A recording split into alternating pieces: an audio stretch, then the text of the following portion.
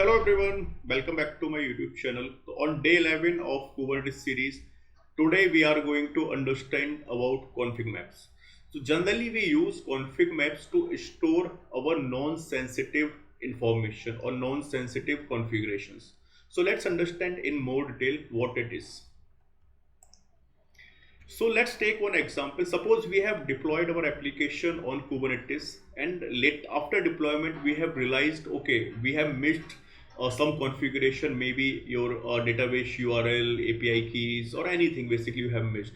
Then what usually you will do? You will make the changes, you will generate the new Docker image, then you will again do the redeployment of your application. So this entire process is going to take time and effort as well. So to avoid this, what we can do, we can use config maps. Whatever the configurations we have of our application, we can store inside the config maps and we can use it, or basically we can fetch it during the runtime from the config map.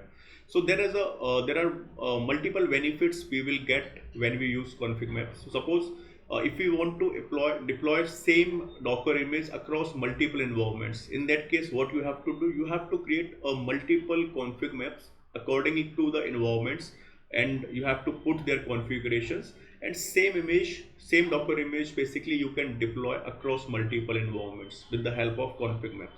Because as we know, the configuration gets changed environment to environment, but actual content of applications remains same.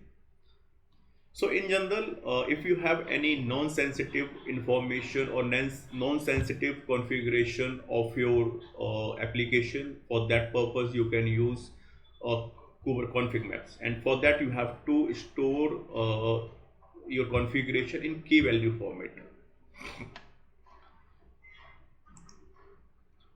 So now the why are config maps so powerful? As we discussed, flexibility, like you have to, if you want to switch to a database or if you want to update a config, what you will do, you will just update your config maps and you are good to go. Environments portability, you can use same Docker image across multiple environments, just you have to change the config maps according to the environments.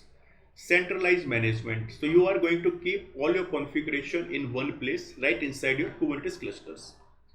So there is a one important thing which you have to keep in mind. You should not use config map to store your sensitive data like your credentials, your certificates. For that purpose you should not use config maps, because the data you will see in a plain text format, so everybody can see it.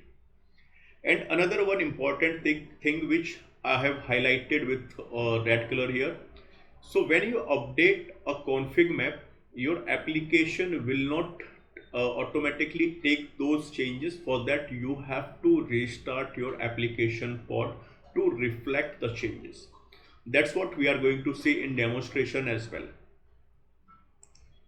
Okay, now let's move to a demonstration part. Let me open my GitHub account.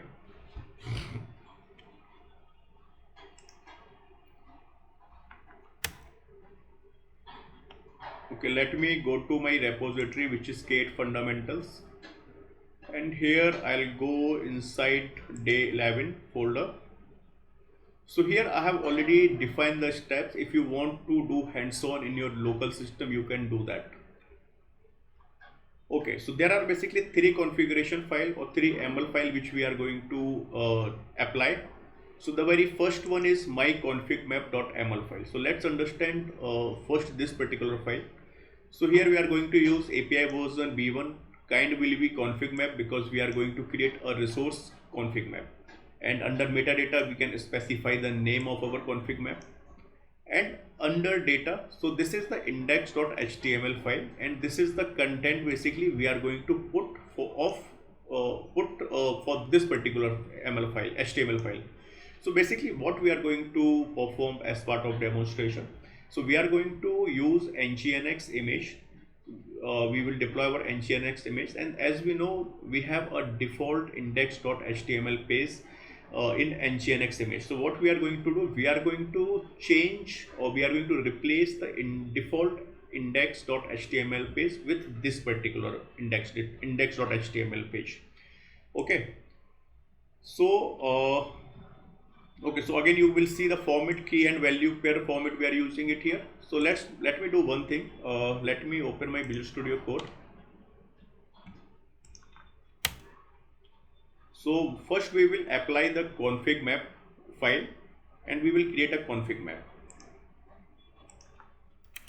Okay, let me move my Visual Studio Code on this screen. Okay, so let me copy the name of file. So which is my configmap.ml, and let me create a new file here. Okay, now let me take a content.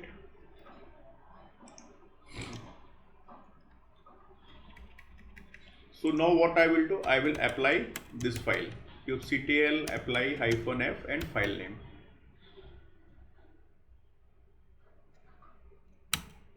Okay, so what it will do, it will create a config map inside our Kubernetes cluster. So to verify this, we will simply search for kubectl get config maps. So by default you will see a default config map as well, where this is basically for control plane part where we are using a certificate. So we will ignore this. This is the config map which we have created. If you want to see the content of this, you can output this config map as a ML format, so you can see the content as well. But ideal practice, if you are going to update your config map, always you have to go through this ML file. Okay, now let me do one thing. Let me close this and clear the screen as well. We will create another file which is our deployment file. So I'll go to nginx deployment.ml file. So if you see till here, we have everything same. We have already discussed in multiple videos as well. So here we are simply going to deploy a nginx image. And this is the interesting part here, the volume mounts. So what we are going to achieve here, so we are going to create a volume mount with the name of config volume, and this is the mount path which we are going to mount inside the container. So this is the path inside the container, which is index.html, and what we are going to tell subpath, which is index.html. So this index.html will be mounted. So basically this is the default part of nginx image, which we are going to replace this page with this index.html page. And under volumes we have referenced our config map. So here the name of volume config map, and this is the metadata name of config map, which is nginx-custom page. Okay, so now let me create the file first in my local system. Okay, so let me create a new file, and let me take a content as well. Okay, let me apply this.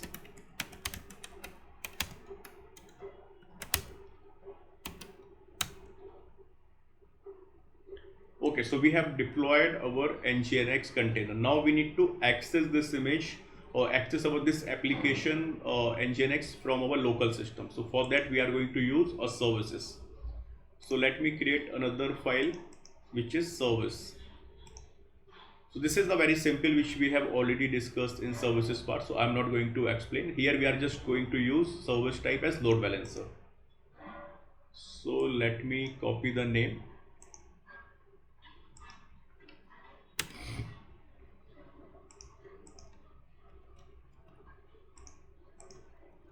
Okay, now let me apply this file kubectl apply -f and file name.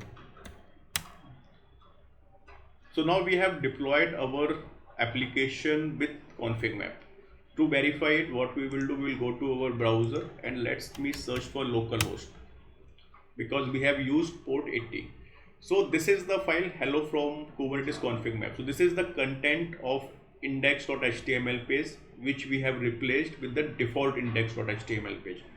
So now what we are going to do, we are going to update this heading part. So for that, what I will do, let me go to my config map, and okay, so here I will add something This is for demo. Now after updating, we need to again reapply this config map.